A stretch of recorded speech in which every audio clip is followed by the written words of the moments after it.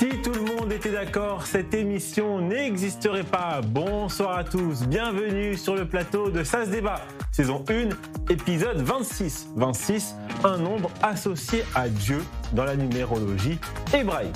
Au sommaire de Ça se débat ce soir, après l'attentat de Sydney, nous interrogerons sur la place des Juifs en Occident. Sont-ils aimés seulement lorsqu'ils sont des victimes? Débat dans quelques minutes. Nous interrogerons ensuite Lévi Matouzov, émissaire du mouvement Loubavitch auprès des institutions européennes. La chef d'édition de l'émission, Laura Mouyal, a consulté attentivement la presse et a sélectionné 4 articles pour le tour de l'info. Et Israël peut-il se féliciter de la victoire du fils d'un nazi à l'élection présidentielle au Chili? Débat en fin d'émission.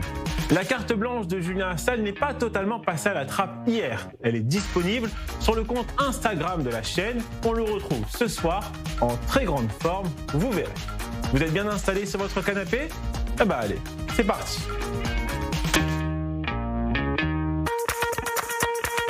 Ça se débat, saison 1, épisode 26, en compagnie de Nili Kuper-Naori. Bonsoir, comment allez-vous? Très bien, merci. Vous avez partagé une vidéo sur vos réseaux sociaux dans laquelle vous soutenez l'indépendance de la Kabylie. Expliquez-nous brièvement. Alors, il y a des pseudo-peuples qui se composent juste pour éradiquer l'État d'Israël. Il y a... Apparemment, il y a un problème avec votre micro. Donc, on va dire bonjour à Guy. On va laisser l'ingénieur venir vous régler ça. Guy, bonsoir. Bonsoir. Comment allez-vous? Très très bien. Et vous? Vous n'avez pas salué l'indépendance de la Kabylie. Vous revenez d'un voyage en Hongrie. On en a parlé avant le voyage. Maintenant, vous êtes de retour. Alors, racontez-nous. Oui, en fait, en Hongrie et en Autriche. C'est un voyage organisé par une fondation européenne qui discute un groupe palestinien, israélien et européen. Et en Hongrie, c'était très intéressant de parler avec des gens des médias journalistes qui ont été d'accord de nous parler, mais qui demandaient de ne pas être reconnus, c'est-à-dire anonymement. Et très intéressant. Et donc, les conclusions de ce voyage? Oui, on a signé de paix, et tout est réglé, il n'y a pas de problème. Je vais vous rencontrer le détail après. Direction Paris pour saluer Barbara Lefebvre. Bonsoir Barbara, comment allez-vous? Bonsoir, ça va très bien, merci. Brigitte Macron a présenté ses excuses, Barbara, aux femmes victimes de violences après son désormais célèbre Salcone. Dossier clos, on passe à autre chose? Eh ben non, l'association Les Tricoteuses Hystériques annonce avoir déposé plainte contre la première dame. Alors Barbara, vous êtes plutôt tricoteuse hystérique ou Brigitte Macron? Ah bah pour une fois que je vais dire quelque chose de positif sur les Macron, après Madame Macron n'est pas comptable des horreurs que nous inflige son mari depuis qu'il est président de la République. Mais non, moi je pense que cette conversation a été prise dans un cadre privé. Elle a été filmée à son insu, même si elle savait peut-être qu'il y avait un journaliste, mais elle ne se doutait pas qu'il allait la filmer. Donc les propos qu'elle tient dans un cadre privé lui appartiennent. Et par ailleurs, sur le fond, comme je l'ai déjà dit, on sait comment l'association Nous Toutes se comporte avec d'autres collectifs féministes, notamment le collectif Nous Vivrons dans les manifestations. Donc je trouve que les épithètes que Madame Macron a collées à des femmes qui viennent interrompre un spectacle d'un humoriste dont on pense ce qu'on veut, mais en tout cas, il a bénéficié à 2 reprises d'un non-lieu, donc ce n'est pas justifié. Après qu'elle les ait traités de salconnes, écoutez, entre les salconnes, les tricoteuses et autres termes que je trouve complètement ridicules et qui ne font pas grandir le féminisme, qui doit être d'abord universel avant d'être un espèce de cloaque à militants d'extrême gauche. Et Barbara, à vos côtés, Rost. Bonsoir Rost, comment allez-vous?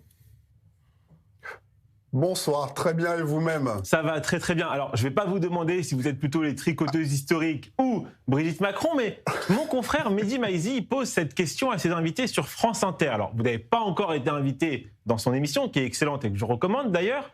Alors, je vous la pose. Quel est pour vous, Rost, le plus grand album de l'histoire du rap français? C'est marrant ça.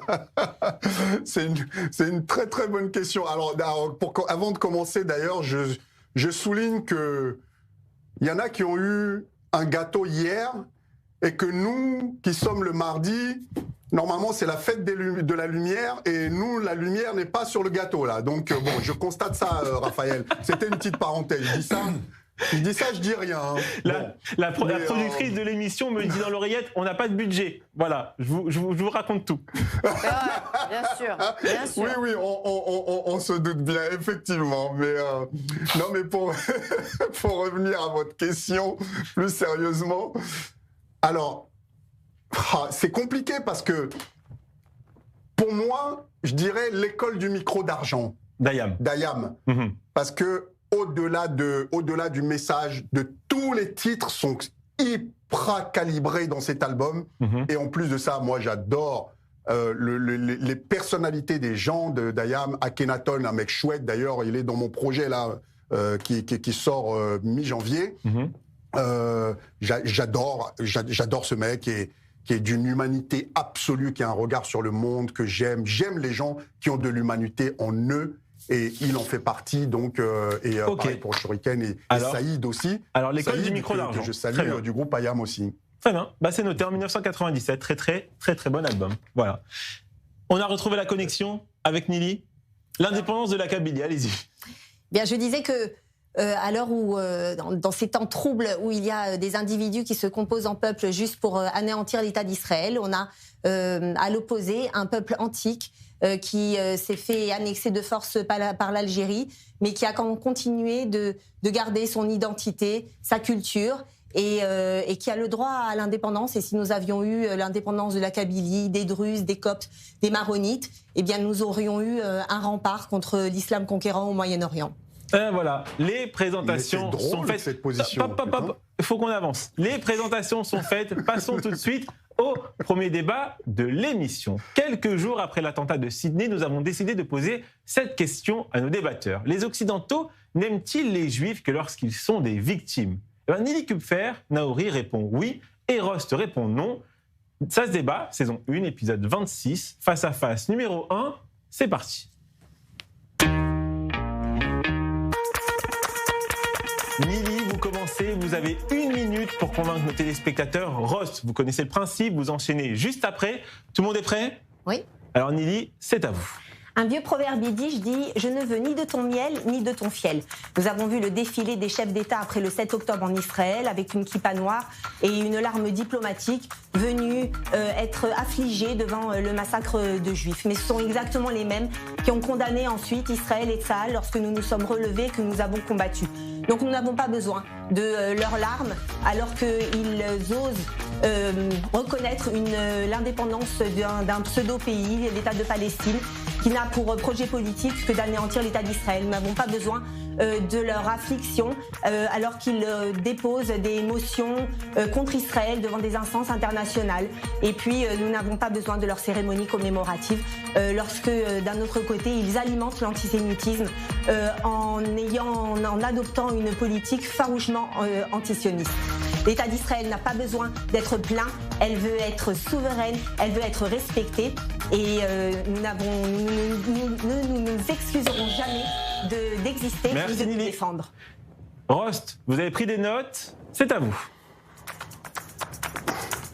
Alors, première chose, nous sommes dans une époque où soit les choses sont toutes noires, soit elles sont complètement blanches. Et en fait, non, la vie, c'est des nuances. 60 millions de nuances, degrés, comme pourraient dire certains.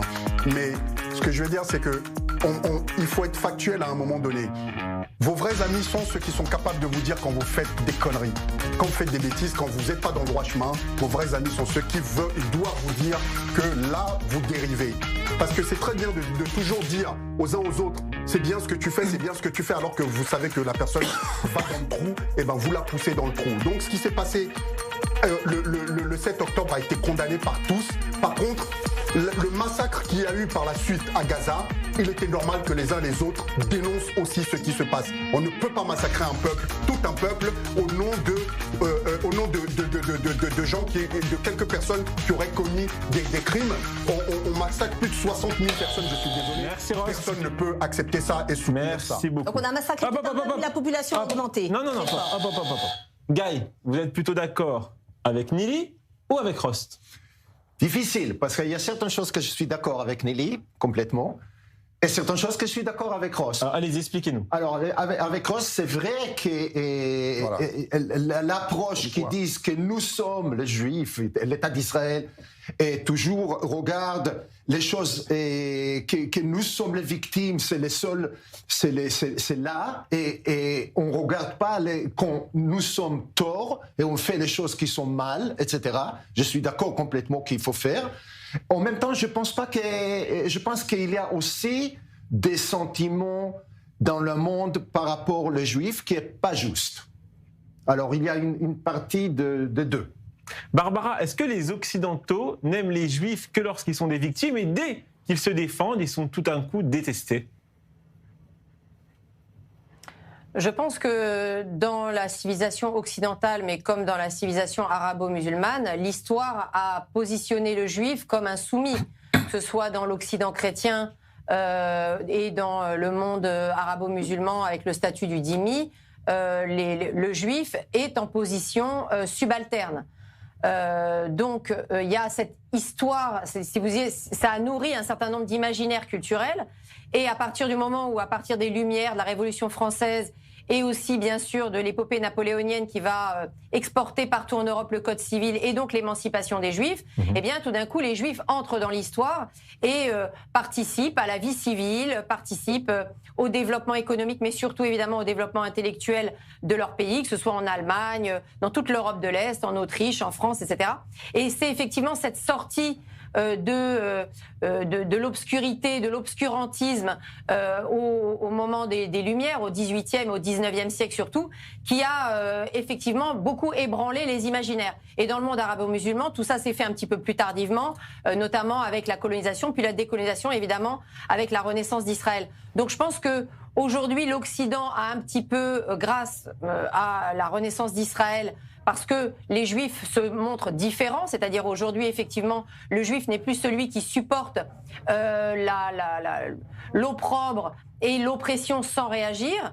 Il est un citoyen comme un autre et il est aujourd'hui un État comme un autre. Il se défend et Israël, comme le disait d'ailleurs Golda Meir, n'est ni un État qui doit être meilleur que les autres, ni moins bon. C'est un État souverain avec ses erreurs et avec ses grandeurs.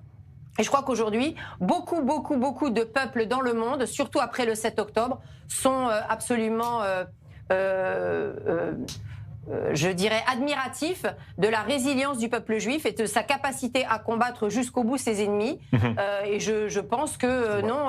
admiratif, oui, admiratif de la capacité, des massacres la capacité de résilience. Et quand on voit aujourd'hui comment se porte l'économie israélienne, bah écoutez, elle se porte relativement bien. Et merci. donc, oui, moi je pense qu'aujourd'hui, les Israéliens montrent qu'il n'a pas besoin d'être soumis, le juif, pour être admiré et être respecté. Barbara, une réaction à ce tweet qui va s'afficher de Sarah Knafo, députée européenne Reconquête. La diabolisation des Juifs, décrit comme génocidaire, commence dans les mots et finit dans le sang. Mais pensez à toutes les familles touchées par cet atroce attentat de Sydney. Oui, bien entendu, quand on a des politiques dans un pays qui ne condamnent pas l'antisémitisme, qui ne luttent pas contre l'antisémitisme, alors effectivement, cela légitime, cela donne un bon prétexte, un laissez-passer en réalité à tous les antisémites pour pouvoir réaliser dans les faits cet antisémitisme et traquer du juif. Mais ce que je voudrais dire, c'est que en réalité, il est extrêmement difficile de lutter contre l'antisémitisme à l'heure actuelle où il y a des cellules terroristes qui sont installées, des cellules islamistes qui sont installées dans le monde entier et qui n'attendaient que d'avoir le feu vert. Donc même lorsque le gouvernement israélien appelle les gouvernements étrangers à lutter contre l'antisémitisme, je pense que réellement il est véritablement trop tard. Par contre, pour les Juifs, il n'est pas encore trop tard. Et là, je lance un appel à tous nos frères et à nos frères et sœurs juifs de France et du monde entier. Il est temps de rentrer à la maison. Ça ne sert à rien de lutter aujourd'hui à l'étranger, de subir l'histoire en exil. Aujourd'hui, il est temps de l'écrire avec nous en Israël. Donc faites votre aliyah. Ross, une réaction à ce que vous venez d'entendre ? Non, mais alors moi, déjà d'une, je vais vous dire, j'ai grandi, encore une fois, comme vous le savez, avec des gens de toute communauté, et une très très grande partie de mes amis d'enfance sont de confession juive, et je vais vous dire, j'ai envie qu'ils continuent de vivre ici. On se bat à leur côté depuis longtemps, comme ils se battent à nos côtés d'ailleurs, quand parfois il y a souvent des problèmes de racisme.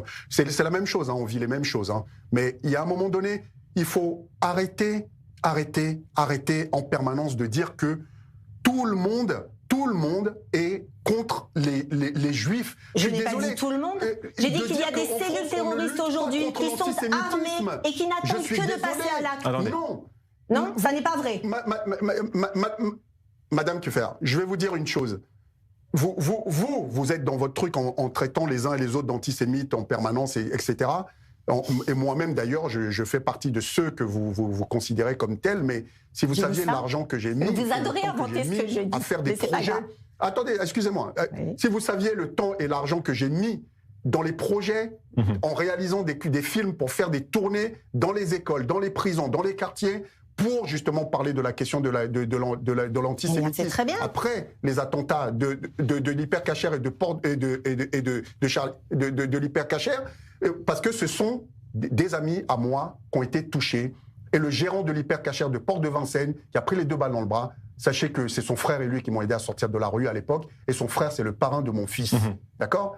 Donc, vous pouvez nous raconter vos histoires. Moi, je n'ai pas de jugement par rapport à la religion de quelqu'un ou à la couleur de la personne. Quand vous faites pardon, j'allais dire. Mais c'est vous qui faites des généralisations. Quand vous faites des conneries, eh ben on vous le dit. On avance. Eh ben, quand vous faites des choses bien, eh ben on vous le dit aussi. Guy. J'essaye d'être juste. Il y a une célèbre journaliste australienne qui s'appelle Erin Milan. Elle a déclaré chez nos confrères d'I24 News en anglais. Elle n'est pas juive, je précise. Mon pays a trahi le peuple juif. Est-ce que vous partagez ce sentiment ? Pas vraiment, parce que je ne pense pas que c'est vraiment la responsabilité auquel le gouvernement australien pourrait éviter d'avoir 2 personnes des Daesh là-bas qui vont faire quoi que ce soit. C'est pas ça. Et il y a des sécurités, il y a des mesures qui ont été prises par le pays, et le fait que le gouvernement israélien a dit que le gouvernement australien doit prendre responsabilité en même temps qu'eux-mêmes n'ont même pas pris la responsabilité sur les massacres de 2000 Israéliens qui s'est passé ici. C'est un peu bizarre à la rigueur. Je ne crois pas. Je crois que c'est vrai que les Australiens, le gouvernement australien est partout en fait. Je suis d'accord, c'est pas un problème australien. C'est demain, ça sera ailleurs. Il faut prendre des mesures en ce moment de sauvegarder et de sécuriser les communautés juives partout, mais en même temps, on ne pourrait jamais éviter un accident pareil. Barbara, je vais être très terre à terre. Électoralement, les Juifs ne pèsent rien. Alors, se mettre à dos les Juifs en les, entre guillemets, trahissant, comme l'a dit cette journaliste australienne, en fait, ça ne fait pas perdre des élections. Non, mais je reviens aussi sur ce que je disais. L'imaginaire culturel, c'est aussi un poids moral. L'Europe a une dette morale vis-à-vis des Juifs, compte tenu de la longue histoire de persécution de l'époque médiévale jusqu'évidemment la Shoah. Donc il y a quand même ce poids moral qui pèse en partie dans l'imaginaire occidental. Et pas que, mais enfin bon, les autres apparemment n'ont pas encore fait leur travail à ce sujet. Mais je pense que quand même, quand vous, dans un pays, dès le 7 octobre 2023, sur les plages de Sydney et sur les plages australiennes, vous avez des manifestations, le 7 octobre 2023, de fanatiques islamistes qui hurlent « on va gazer les Juifs, à mort les Juifs ». On n'était que le 7 octobre 2023, hein, donc il n'y avait pas encore eu l'intervention israélienne. De la même façon qu'ici, en France, on a vu, dès le 8 octobre 2023, des appels à tuer les Juifs, Donc, excusez-moi. Vous avez vu ça où ? En France, dès le 8 octobre. Rien que déjà, les tweets de la France Insoumise qui nous expliquent que c'est de la résistance légitime. Et dès le 8, les premières manifestations manifestations qui se sont exprimées dans les rues. Dites, parce que... Mais c'est la pure vérité. Et les vidéos. Parce que c'est grave. Et toutes les vidéos. Oui, mais justement, comme nous vivons dans un monde malheureusement parfois de grande transparence sur les réseaux sociaux, les vidéos de manifestations en Australie dès le mois d'octobre 2023, elles existent et on les voit. Et on sait très bien que le gouvernement australien n'a pas pris la mesure puisque la communauté australienne n'a cessé de se plaindre et il n'y a aucune mesure de sécurité qui ont été mises en place. Donc excusez-moi, ils ont leurs responsabilités. Oui, je suis désolée. Merci à tous les quatre pour ce premier débat. Passons à présent à l'interview du tac au tac avec Lévi Matouzov, émissaire du mouvement Lubavitch auprès des institutions européennes.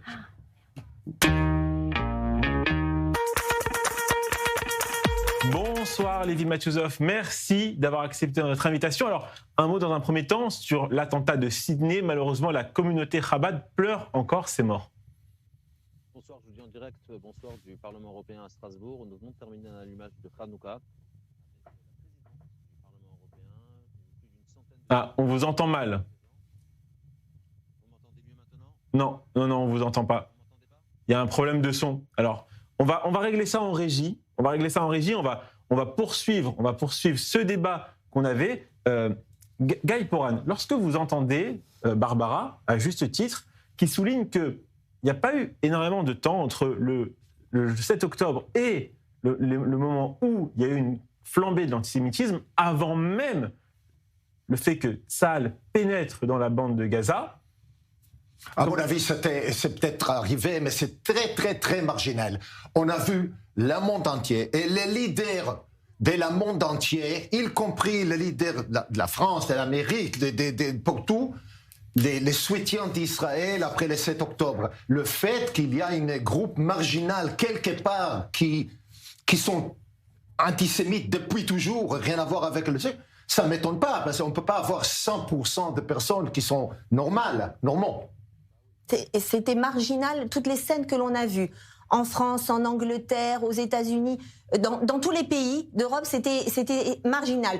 Toute la place de la République qui a été nommée Columbia, par tout ça, c'est la marginal. police elle-même, place de la Palestine, tellement elle était infestée de drapeaux de l'OLP, c'était marginal, non ? Excusez-moi, non seulement ça n'était pas marginal, mais en plus, c'était soutenu par un parti politique qui légitimait les attentats du 7 octobre. Donc non, ça n'était pas du tout marginal. Cet antisémitisme n'attendait qu'un 7 octobre pour raviver sa flamme anti-israélienne et anti-juive. Et ça a donné énormément de débordements et des attentats. Et on n'en est qu'au début. Il est évident que cette vague, nous n'en sommes pas à la fin. Et malheureusement, nous allons voir de plus en plus d'attentats terroristes parce que les islamistes ont eu le feu vert pour les réaliser. Il faut les supporters de Hamas, les gens très très extrêmes, partout, en Angleterre, en France, en Allemagne, il existe. Je ne dis pas qu'il n'existe pas, mais il faut regarder les choses en proportion.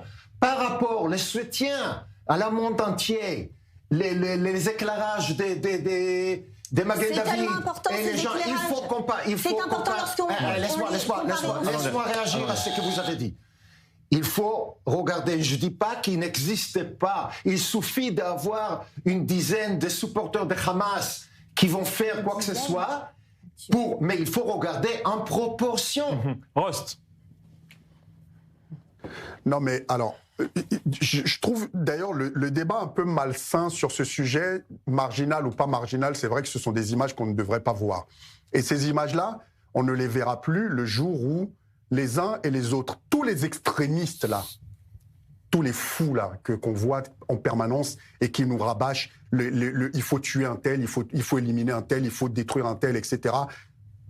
Le jour où on aura une solution politique qui ira vers la paix, où on aura la paix et l'existence des deux États, à partir de ce moment-là, oui, ces images-là, on les bannira.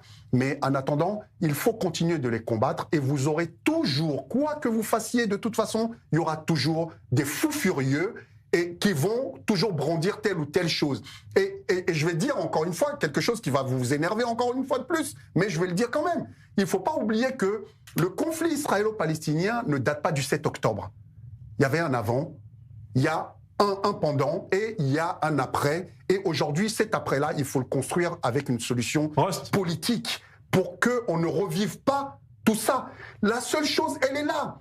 Et ce qui s'est passé, souvenez-vous, je vous l'avais dit ici sur ce plateau, vous verrez que la violence des extrémistes à l'égard de la communauté juive, elle va encore prendre plus d'ampleur. Je vous le disais déjà sur cette émission.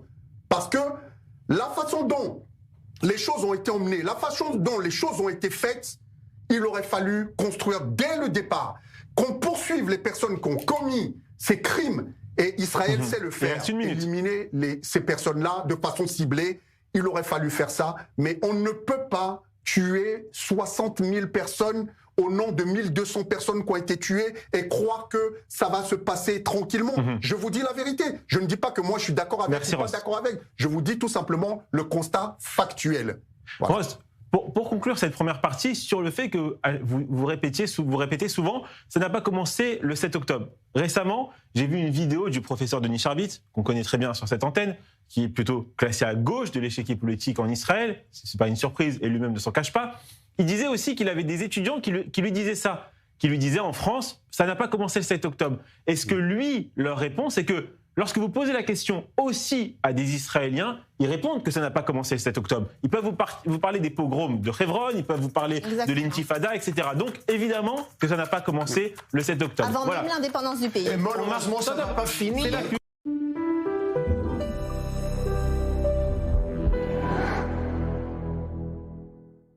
Des offres qui vont vous faire retomber amoureux de votre maison. Salle à manger, salon, fauteuil, Shumrat Azorea, tout l'ameublement de la maison en un seul endroit. Israël Bonds soutient Israël depuis 1951, lorsque la guerre contre le Hamas a éclaté. Les Israël Bonds ont répondu à l'appel, prouvant qu'ils sont beaucoup plus qu'un investissement. Ils sont un soutien essentiel. Les Israël Bonds sont des obligations émises par l'État d'Israël. En choisissant de souscrire à des Israël Bonds, vous investissez directement dans l'État d'Israël. Un soutien concret pour l'avenir d'Israël. C'est le moment. Bâtissons l'avenir ensemble.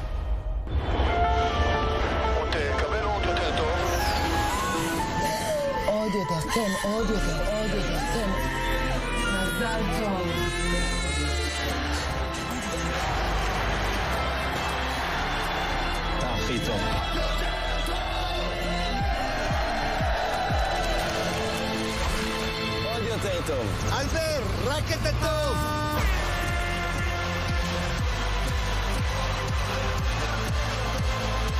ועוד הנפקה מוצלחת לחברת ההייטק הישראלית.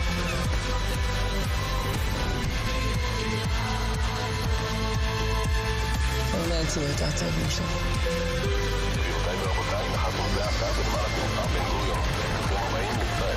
Israël est fort et en pleine croissance. Maintenant, plus que jamais, c'est le moment de faire son alia.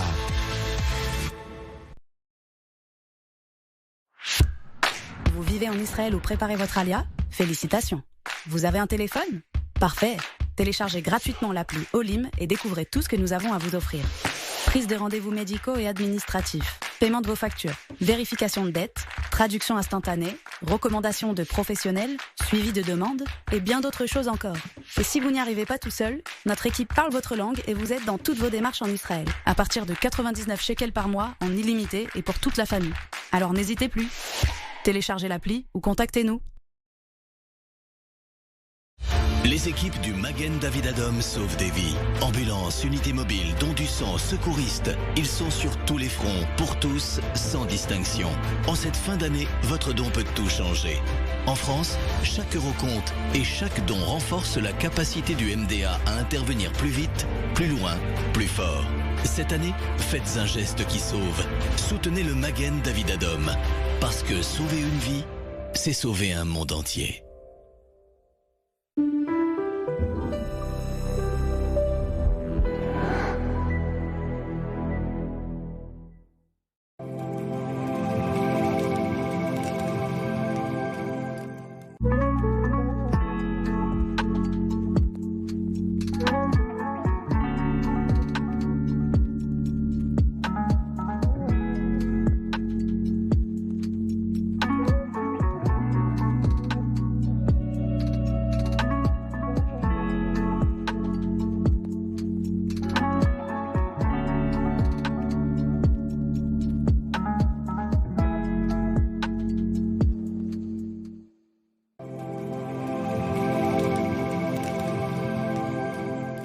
Parce qu'au Moyen-Orient, chaque jour qui passe écrit l'histoire. Parce qu'ici, tout va plus vite. Tout s'amplifie. Parce que vous informer, c'est notre ADN. La grande édition, votre rendez-vous quotidien et en direct. Du dimanche au jeudi sur i24 News.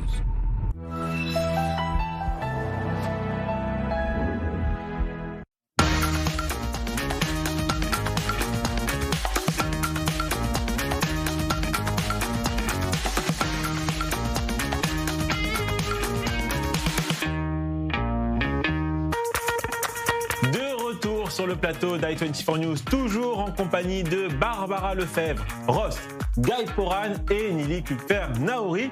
Je vous propose maintenant de faire le tour du reste de l'info.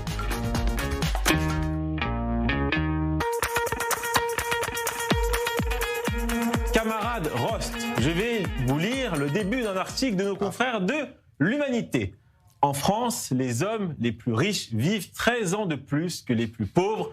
Dans la France de Macron, pour espérer vivre vieux, mieux vaut être riche. Une étude de l'INSEE publiée lundi confirme l'écart persistant d'espérance de vie entre les personnes modestes et aisées en France, une différence liée notamment à l'accès aux soins et au degré de risque professionnel. Rost, une réaction à cette étude de l'INSEE rapportée par nos confrères de l'Humanité ?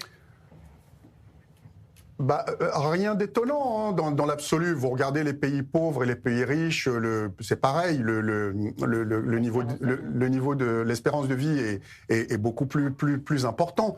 Donc forcément, moi je suis pas étonné. Quand vous avez les moyens, vous regardez déjà l'obésité. L'obésité, c'est la plupart du temps dans les familles les plus pauvres parce qu'elles se nourrissent d'ingrédients qui sont pas extraordinaires. Et c'est pareil pour la santé, pour se soigner. Moi, j'ai vu même mes propres parents pendant des années avoir des problèmes de santé sans pouvoir se soigner parce qu'ils n'avaient pas les moyens. Et que si nous, on n'avait pas été là, d'ailleurs, mes parents, ils seraient à la rue alors qu'ils ont bossé toute leur vie comme des dingues. Et donc, c'est vrai qu'on le voit, on voit que c'est une réalité. Et cette société, elle se fracture. Et c'est là où les gens ne comprennent pas une chose aussi, c'est aujourd'hui, on est dans une société où les gens ont l'impression que gauche, droite, centre, extrême droite, etc., tous ces gens-là, ce sont les élites. Et c'est la lutte des classes aujourd'hui qui est en place. D'ailleurs, il suffit de voir quand il y en a un qui est condamné, ils se mettent tous ensemble pour le défendre. Donc, c'est la lutte des classes. Il y a les pauvres, il y a le peuple, la France d'en bas, comme disait un certain ministre jadis, et l'autre France. Et ça, je pense qu'on voit la réalité sur le terrain. Et si la question de la répartition des richesses n'est pas traitée et qu'on répartit autrement les richesses, petit à petit, de toute façon, on va arriver à un moment donné où vous verrez que ce qui s'était passé au moment de la Révolution, une révolution, on la vivra, même si les gens sont aussi aujourd'hui avec leur smartphone et ils croient qu'ils font la révolution parce qu'ils ont mis un tweet. Bon, mais je pense qu'à un moment donné, on reviendra aux réalités du terrain. Barbara, une réaction à cette étude et ce que vient de dire Rost ? Oui, non, mais je suis un peu étonnée que ce genre d'étude sorte. Je ne crois pas que ce soit particulièrement extraordinaire d'observer ce genre de différence d'espérance de vie, de la même façon d'ailleurs qu'il y a eu des différences d'espérance de vie entre les hommes et les femmes. Enfin, quand vous avez été toute votre vie un col blanc derrière un ordinateur, forcément, vous avez quelques espoirs de vivre un peu plus longtemps que quelqu'un qui a travaillé sur des chantiers, qui s'est cassé le dos et qui a enlevé de l'amiante pendant 20 ans de sa vie. Donc bon, ça, excusez-moi, mais il n'y a rien de nouveau sous le soleil. Maintenant, voilà, est-ce que ça, c'est une responsabilité de nos politiques ? Je ne sais pas. En tout cas, ce qui est une responsabilité, ça va être la responsabilité d'assumer un modèle social qui ne tient plus. Aujourd'hui, on a surtout une nouvelle, c'est qu'on est dans une décroissance démographique, puisque le nombre de décès, pour la première fois, supplante le nombre de naissances depuis en France. 1945. Donc on va avoir un petit problème avec notre modèle social. Il va peut-être falloir tout remettre à plat, et j'espère qu'en 2027, on va avoir des politiciens vraiment courageux qui vont comprendre que nos enfants n'ont pas à subir et à payer les dettes de ceux qui nous ont précédés et qui ont grassement vécu et qui vont avoir une espérance de vie plus longue. On a aujourd'hui un modèle social qui ne fonctionne plus en France. Donc celui-là, cet exemple-là, ne vient que corroborer la situation catastrophique et cataclysmique qui attend nos enfants. Nili, votre information. La CPI rejette la demande israélienne d'interrompre l'enquête sur Gaza. Elle maintient les mandats d'arrêt contre Benjamin Netanyahou et Yoav Gallant. La Cour affirme que les crimes de guerre présumés commis par Israël pendant le conflit relèvent de sa compétence malgré l'appel de Jérusalem. L'enquête se poursuit et Ross dit heureusement. Oui, bien entendu. De toute façon, ça n'est pas une cour étrangère qui va juger si notre guerre est légitime ou pas. Nous savons la réalité. Nous savons quel a été le massacre horrible que nous avons subi le 7 octobre. Et nous savons que notre guerre, c'est une guerre de légitime défense. Maintenant, il est évident que cette enquête, cette procédure n'est en rien légale. Elle est juste politique. Et tourner et cette CPI véritablement choisit ses cibles. Et lorsque on arrive à mettre sur le même plan un État qui est en état de légitime défense avec une organisation terroriste, ça en dit long sur la légitimité de cette cour. Guy, une réaction à ça? Non. Non, pas de réaction. Pas de réaction. Il est d'accord avec vous. Non, mais vous êtes plutôt. vous trouvez que c'est légitime que la CPI poursuivent Benjamin Netanyahou, Yoav Gallant, ou vous êtes plutôt de ceux qui disent non? Oui, je pense que c'est légitime. C'est difficile de savoir quelle évidence ils sont et qu'est-ce qu'il faut, parce qu'il y a effectivement dès la politique des danses, c'est jamais purement juridique. Voilà, il y a des critiques. Mais en même temps, je pense que c'est bien sûr que c'est légitime, parce que on voit les choses horribles qui sont faites ailleurs dans le monde. On aimerait bien qu'il y ait une organisation mondiale qui essaie de faire quelque chose. Barbara, votre information. Condamné à 7 ans de prison en Algérie, notre confrère, le journaliste Christophe Glaise, se pourvoit en cassation. Le reporter de 36 ans avait été reconnu coupable en appel par le tribunal de Tizi Ouzou le 3 décembre pour apologie du terrorisme. La justice lui reproche des contacts avec une organisation classée terroriste par les autorités algériennes. On n'en parle pas souvent dans les médias. C'est l'occasion ce soir, il y a ce pourvoi en cassation. Barbara, on vous écoute. Écoutez, la guerre d'Algérie, apparemment pour les Algériens, en tout cas pour le régime algérien, parce que je ne confonds pas le régime algérien avec le peuple algérien, qui se débat dans le marasme économique dans lequel le FLN l'a plongé depuis la fin de la guerre d'Algérie, parce que faut quand même voir que l'Algérie, ça aurait dû être la Californie XXL, compte tenu des ressources incroyables de ce pays, et notamment de tous les gisements de gaz que la France a permis de rendre exploitables pour l'Algérie indépendante. Malgré ça, ils ont réussi à en faire un pays largement sous-développé au regard de ses capacités. Dépassé par le Maroc, ce que les Algériens n'avalent pas, mais enfin, pour autant, la réalité, elle est là, c'est que le Maroc, lui, a décidé d'aller vers la modernité, tandis que l'Algérie a continué à s'enfoncer dans un régime oligarchique, pseudo-socialiste, mais en réalité plutôt complètement obscurantiste. Et donc, voilà, l'incarcération de notre compatriote est purement politique. Il se pourvoit en cassation. Il a raison d'essayer tous les leviers juridiques, mais il sait très bien, et sa famille le sait, comme tous ses soutiens ici en France, que c'est une question politique et que, comme pour Boualem Sansal, ça se réglera de façon politique. Maintenant, je pense que M. Nunez, avec ses airs de petit roudoudou, ça ne marchera pas avec le régime algérien. Il a essayé d'expliquer que la méthode Retailleau ne marchait pas. Peut-être, mais enfin, la méthode Roudoudou, ça marche pas non plus avec eux.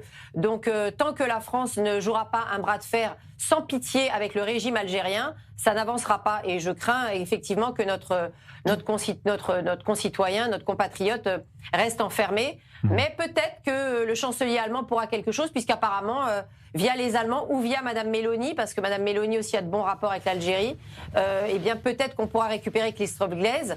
Mais pour l'instant, encore une fois, le gouvernement algérien ne vit que par la rente coloniale et que par le ressassement permanent de cela. C'est bien triste pour les Algériens et je suis bien désolée pour eux. Et surtout désolée pour les Kabyles aussi, qui subissent la double infamie de ne pas être assez algériens aux yeux du régime.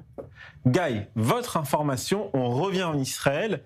L'accord sur les otages augmente le risque d'enlèvement, estime le chef du Shin Bet. Selon David Zini, les ennemis d'Israël ont pu conclure qu'enlever des Israéliens était une stratégie rentable?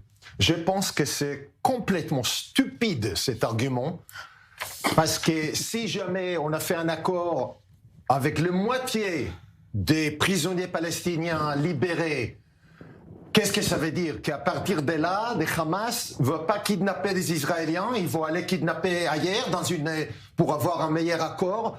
C'est complètement débile parce que leur but de kidnapper les gens existait depuis toujours, après avoir signé beaucoup des accords de libération et d'échangement, ça sera toujours leur stratégie.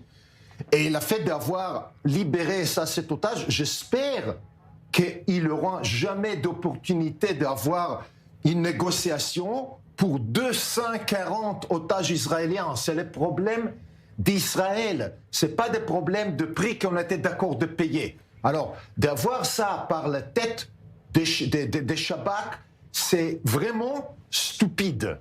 Une réaction rapide? Non, mais c'est fou.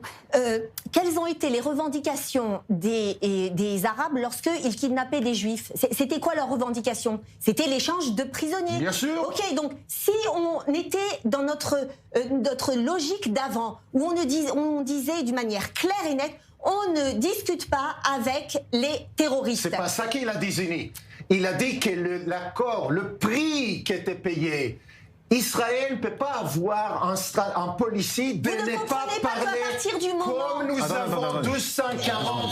C'était le moment de comme nous avons 240 citoyens israéliens à Gaza, c'est pas possible de ne pas parler.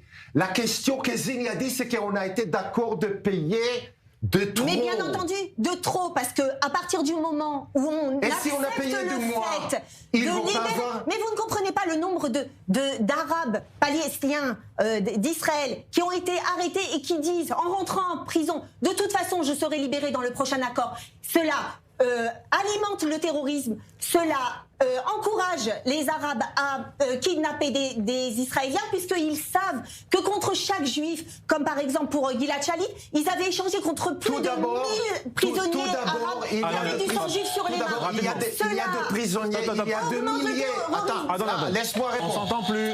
On s'entend plus, rapidement. Il y a des milliers de prisonniers palestiniens qui passent beaucoup des années dans les prisons israéliennes. Et de toute façon, dès qu'il y avait un échec colossal des gouvernements qui laissent 240 Israéliens chez à Gaza, on n'avait pas de choix que de faire un accord. On avait le choix, on devait mettre le Hamas à genoux. Oui, de laisser mourir. Non, mettre le Hamas à genoux. Et c'est eux qui auraient dû supplier de nous rendre les otages. Et l'argent de beurre. Stop. Merci, c'était le tour de l'info. Parfois, ça monte comme ça dans les tours, mais c'est aussi ça se débat. Fils d'un père nazi, alors on dirait que je suis dans OSS 117 là, quand je vais faire mon introduction, on dirait OSS 117 avec le père. Mon père était un nazi. Ah, comment tu parles de ton père? Voilà. Fils d'un père nazi, José Antonio Cast soutient ouvertement le défunt dictateur Pinochet, s'oppose à l'avortement, admire Donald Trump et a promis d'expulser des centaines de milliers d'immigrants. Sa victoire devrait améliorer les relations du Chili avec Israël. Ces relations s'étaient détériorées sous la présidence du président sortant de gauche, Gabriel Boric. Cette élection a inspiré cette question à l'équipe de Ça se débat. Avez-vous honte des alliés d'extrême droite de l'État d'Israël, d'extrême droite, de droite dure, de droite radicale, de droite populiste, bref, appelez ça comme vous voulez. Guy Poran a répondu oui et Barbara Lefebvre a répondu non. Ça se débat, saison 1, épisode 26, face à face, numéro 2, c'est parti. J'ai rien répondu. Guy, vous commencez, vous avez 1 minute pour convaincre nos téléspectateurs qui voteront ensuite sur Instagram. Barbara, vous enchaînez juste après. Tout le monde est prêt? Guy, c'est à vous. Bien sûr que j'ai honte. Jusqu'à il y a quelques années, les alliés d'Israël étaient les dirigeants du monde éclairé, démocratique, libéral, dont Israël se considérant faisant partie. Aujourd'hui, à raison des dérives antidémocratiques du gouvernement de Netanyahou et surtout après la guerre barbare menée à Gaza pour les raisons politiques, Israël est devenu un paria de la plupart du monde. Malgré l'attaque contre Israël le 7 octobre, les seuls leaders qui soutiennent encore la politique israélienne sont des gens comme le président élu de Chili, un fils des nazis, partisan déclaré des régimes meurtriers des dictateurs Pinochet, et le Premier ministre Orbán qui a transformé la Hongrie en fausse démocratie, a supprimé le pouvoir judiciaire, la liberté de presse et que la communauté européenne entière condamne. Merci Guy. Pile dans les temps. Pile. À vous, Barbara. Oui, alors c'est sûr que je ne vais pas m'étendre sur la façon dont l'Union européenne est absolument antidémocratique dans sa façon de considérer la Hongrie.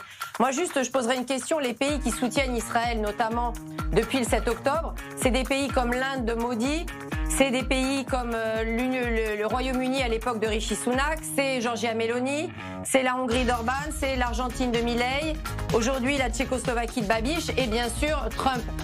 Moi, je veux bien qu'on me dise que tout ça, c'est l'extrême droite. Non, ce sont des pays avec des gouvernements démocratiquement élus. Alors, ça nous plaît pas, mais la démocratie s'exprime. Elle ne peut pas toujours s'exprimer comme on le souhaite, mais c'est la réalité.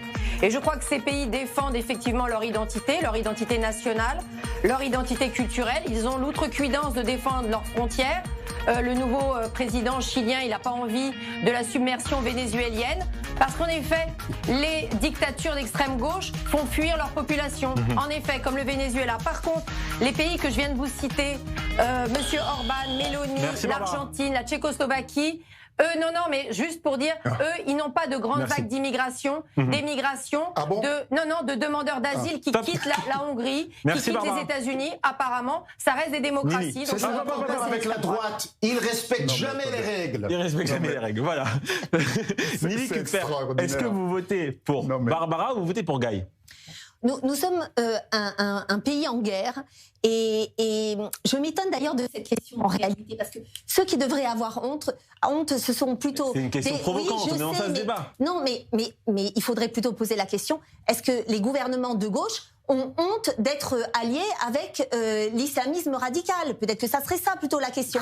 Maintenant, nous avons des alliés qui reconnaissent l'État d'Israël et son droit à se défendre, qui sont d'accord pour comprendre que le terrorisme islamique est une menace globale et qu'ils veulent également l'éradiquer, qui sont d'accord pour les politiques qu'ils mènent eux-mêmes dans leur propre pays. Pardon ? Peu importe les politiques qu'ils mènent eux-mêmes dans leur propre pays. Mais ça, c'est de l'hypocrisie.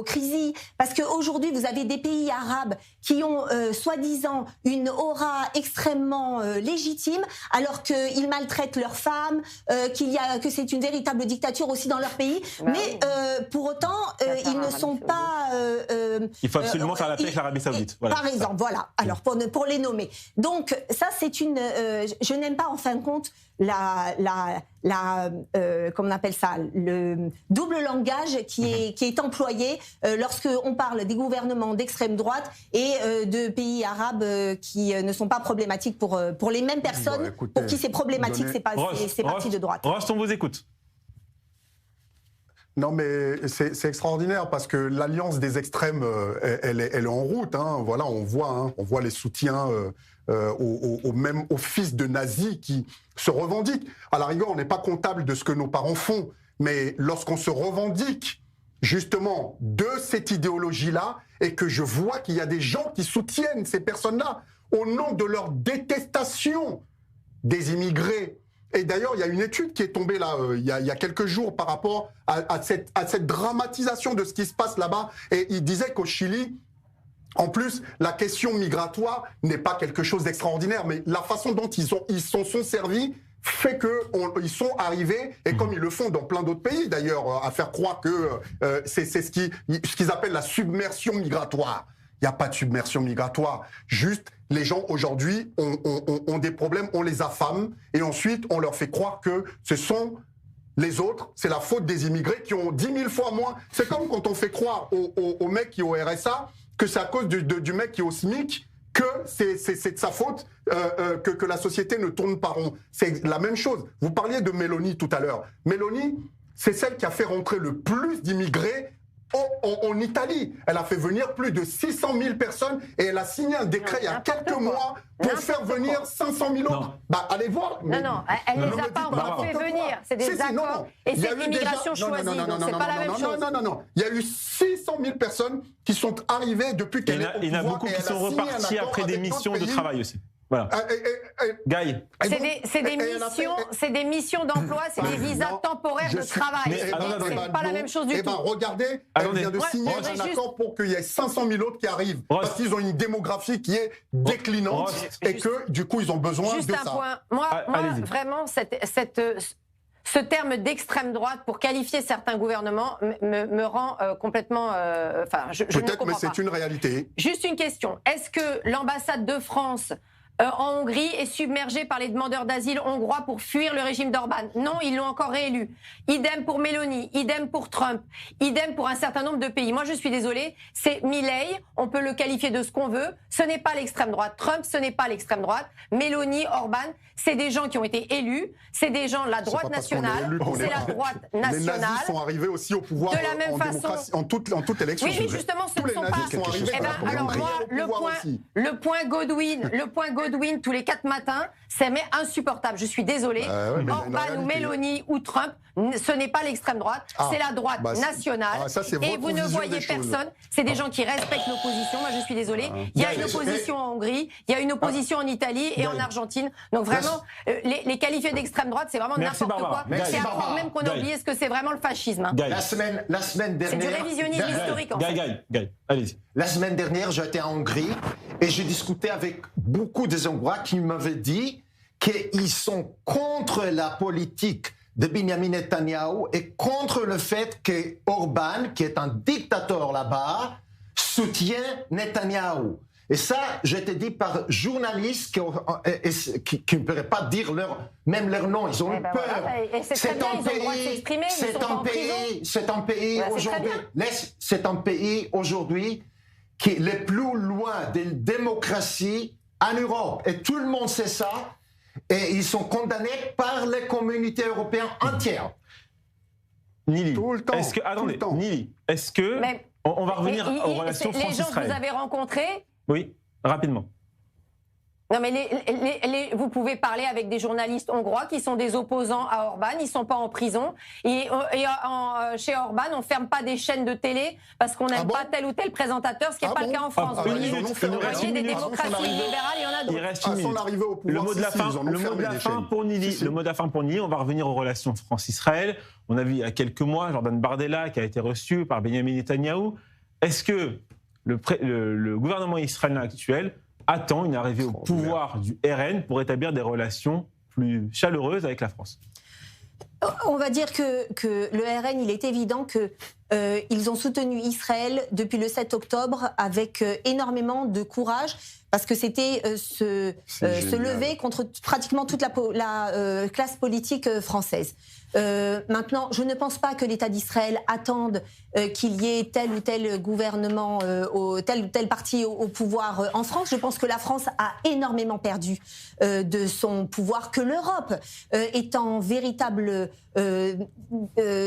dégringolade au niveau de son pouvoir par rapport au monde. Et on le voit, les pays d'Amérique du Sud, par exemple, qui élisent des personnalités telles que Milei ou ce président chilien, comme acte symbolique, souvent décident de déplacer par exemple leur ambassade de Tel Aviv à Jérusalem. Tout à fait. Alors ça, j'aimerais bien voir que la France prenne cette décision. D'ailleurs, j'avais entendu Zemmour qui avait déclaré que s'il était élu, c'est ce qu'il allait faire.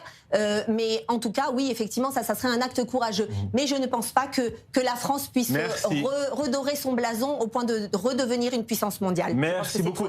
Et d'ailleurs, Rost, on a vu la même vidéo pour préparer l'émission, la vidéo du Monde, sur l'explication de qui était ce nouveau président chilien. On a les mêmes références, vous et moi. Et vous ne m'avez pas posé la question tout à l'heure, mais moi, mon album préféré du rap français, c'est Mauvais Oeil de Lunatique. Voilà. Sans transition, passons tout de suite à la carte blanche de Julien Lassalle.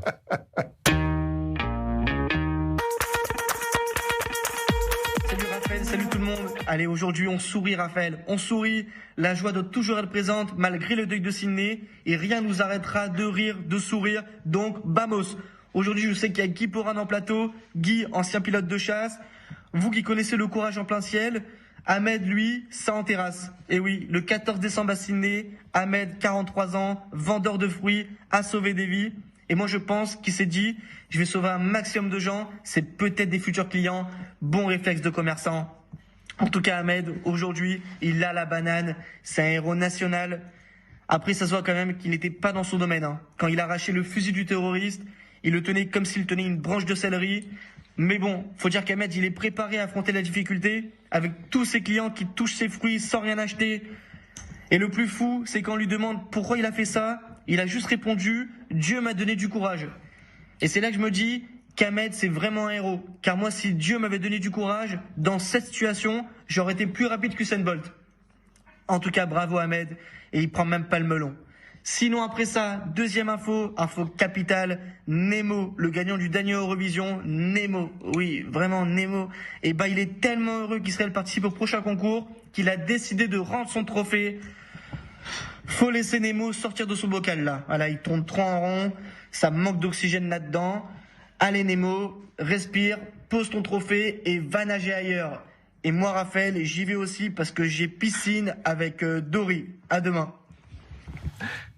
À demain, Julien Assal. Ainsi s'achève cette émission. Merci Nili, merci Guy, merci Barbara et Ross. Tout de suite, un point complet sur l'actualité avec Doran Raven-Sapir et une interview de Christian Mallard avec Amir Teheri, célèbre journaliste iranien, suivi d'un nouvel épisode d'Inov Nation présenté par le seul et unique Christopher Barolin. Et toute l'équipe de Ça se débat souhaite un joyeux anniversaire à la chef d'édition de l'émission, Laura Amouyal.